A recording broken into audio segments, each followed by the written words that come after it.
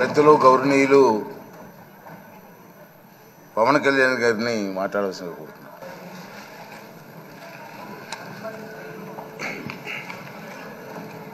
పదహారవ శాసనసభకి ఏకగ్రీవంగా ఎన్నికైన సభాపతి శ్రీ చింతకాల అయ్యన్ పాత్రుడు గారికి హృదయపూర్వక నమస్కారాలు, మీకు శుభాకాంక్షలు. ఇది నేను మొదటిసారి అసెంబ్లీలోకి అడుగు పెట్టడం. ఇలాంటి సుదీర్ఘ రాజకీయ అనుభవం ఉన్న దాదాపు 7 సార్లు ఎమ్మెల్యేగాను, ఒకసారి పార్లమెంట్లో అడుగుపెట్టిన మీకు, Panchayati Raj, technical education, forest, R&B అనేక మంత్రిత్వ శాఖల్ని సమర్థవంతంగా నిర్వహించిన మీకు ఈ సభాధ్యక్షుడు, ఈ స్పీకర్ స్థానంలో కూర్చోవడం నాకు చాలా ఆనందంగా ఉంది.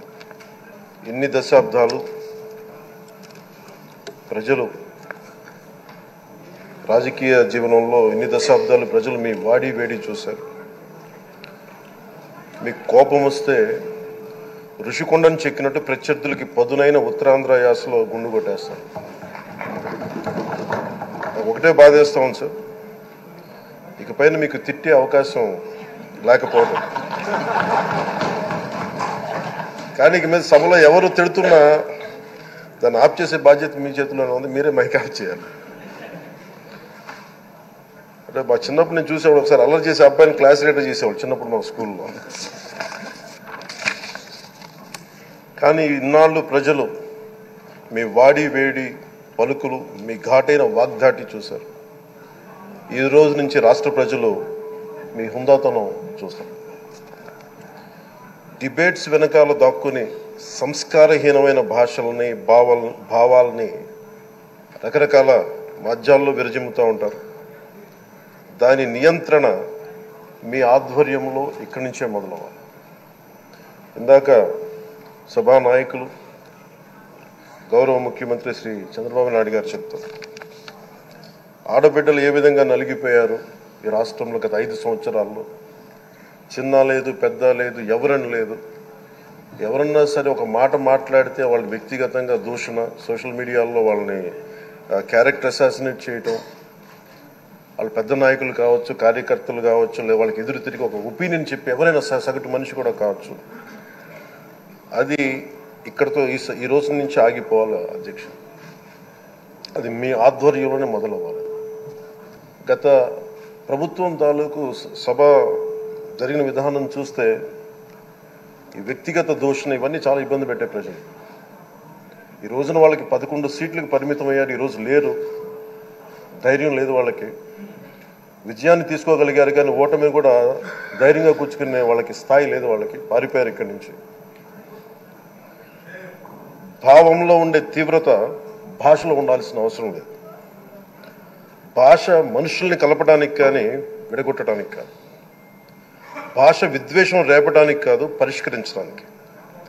ఎంత జటిలమైన సమస్య అయినా, భయంకర సమస్య అయినా చర్చల ద్వారా పరిష్కరించుకోవడానికి కానీ వివాదం సృష్టించడానికి కాదు. ఈ సభ ఉన్నది అందుకు. కానీ మనం చూసింది వాళ్ళ దగ్గర నుంచి బూతులతోటి, వ్యక్తిగత దోషులతోటి రాష్ట్ర పురోభివృద్ధిని ఆపేశారు. అలాంటి సభ కాకుండా ఇందాక మన పెద్దలు శ్రీ గౌరవ ముఖ్యమంత్రి చంద్రబాబు గారు చెప్పినట్టుగా ఇది భవిష్యత్తుకి ఇది ఒక ప్రమాణం అవ్వాలి. 2047 వరకు ఇంత అద్భుతమైన స్థానంలో మనకి ఆంధ్రప్రదేశ్ తెలుగు జాతి ఉన్నత స్థాయికి వెళ్ళాలంటే ఈరోజు మనం వేసే ప్రతి అడుగు అది భవిష్యత్ తరాలకు ఒక నిర్దేశక ఒక టచ్ స్టోన్గా ఉండిపోవాలి, ఒక గిట్ రాయిగా ఉండిపోవాలి. ఈ రోజున ఈ సభలో ఉన్న గౌరవ సభ్యులందరూ చట్టాలు చేయడానికి ఉన్నారు, చట్టాలు ఉల్లంఘించడానికి కాదు. విభేదించడం అంటే ద్వేషించడం కాదు, వాదించడం అంటే కొట్టుకోవడం కాదు. ఇవన్నీ విభేదించడం, వాదించడం ఇవన్నీ ప్రజాస్వామ్యానికి చాలా మౌలికమైన పునాదులు. ఆంధ్రప్రదేశ్ ఆవిర్భావం జరిగి అసలు భాషా ప్రయుక్త రాష్ట్రాల ఆవిర్భావమే మన ఆంధ్ర రాజ్యంతో మొదలైంది. అమరజీవి పొట్టి శ్రీరాములు గారి బలిదానం మీద మన రాష్ట్రం పుట్టింది. 56 రోజులు తిండి తిప్పలు తినకుండా నరకం అనుభవిస్తూ ఆయన బలైపోయారు. ఆయన మరణానికి చేరువవుతూ ఆమరణ నిరాహార దీక్ష చేసిన ప్రతిరోజు మనకి దాదాపు ఈ సుదీర్ఘమైన 6 దశాబ్దాల కాలం 1.5 సంవత్సర కాలం అంటే ఆయన ప్రతిరోజు చావుకు చేరువవుతూ భోజనం లేకుండా ఆయన గడిపిన ప్రతిరోజు మనకి 1.5 సంవత్సర కాలం. అలాంటి నేపథ్యంలో అలాంటి మహోన్నతుడు శ్రీ పొట్టి శ్రీరాములు గారి త్యాగాన్ని కనుక మనం ఈ సభలో ప్రజా సంక్షేమం కోసం మాత్రమే చర్చలు జరగాలి, వాదోపవాదాలు హద్దులు దాటకుండా ఉండాలి, వ్యక్తిగత దూషణకి తావివ్వకుండా ఉండాలి.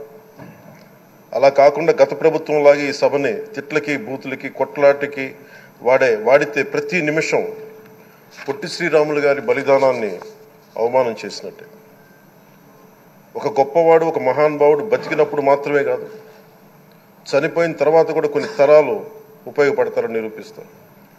అలాంటి కోవకు చెందిన మహానుభావులు ఆంధ్ర రాష్ట్ర సృష్టికర్త, భాషా ప్రయుక్త రాష్ట్రాలకు శ్రీకారం చుట్టిన ద్రష్ట, అమరజీవి శ్రీ పొట్టి శ్రీరాములు గారి స్మృతిలో ఒక విలువలతో కూడిన ఒక సత్సాంప్రదాయాన్ని తెరలేపుతూ మీ ఆధ్వర్యంలో ఈ సభ జరగాలని, ఈ 5 ఏళ్ల ప్రజాప్రస్థానంలో ఈ విలువైన 5 ఏళ్లు రాబోయే తరానికి గొప్ప భవిష్యత్తునిచ్చేలా, అన్నం పెట్టే రైతుకి, కౌలు చేసుకునే రైతుకి, రైతు కూలీకి అండగా ఉండేలా, మహిళలకి భద్రతతో పాటు ఉన్నత స్థాయికి ఎదిగేలా, ప్రభుత్వ ఉద్యోగులకి భద్రత కల్పించేలా, పశువు పక్షి ప్రకృతి సర్వజనులందరికీ కూడా మతాలకి ప్రాంతాలకి అతీతంగా సుభిక్షంగా అభివృద్ధి పదంలో ఆంధ్రప్రదేశ్, ఆంధ్ర రాజ్యం అద్భుతమైన ప్రగతి సాధించేలా ఈ చర్చలు సాగాలని కోరుకుంటూ, సభాపతి అయ్యన్న పాత్రుడి గారికి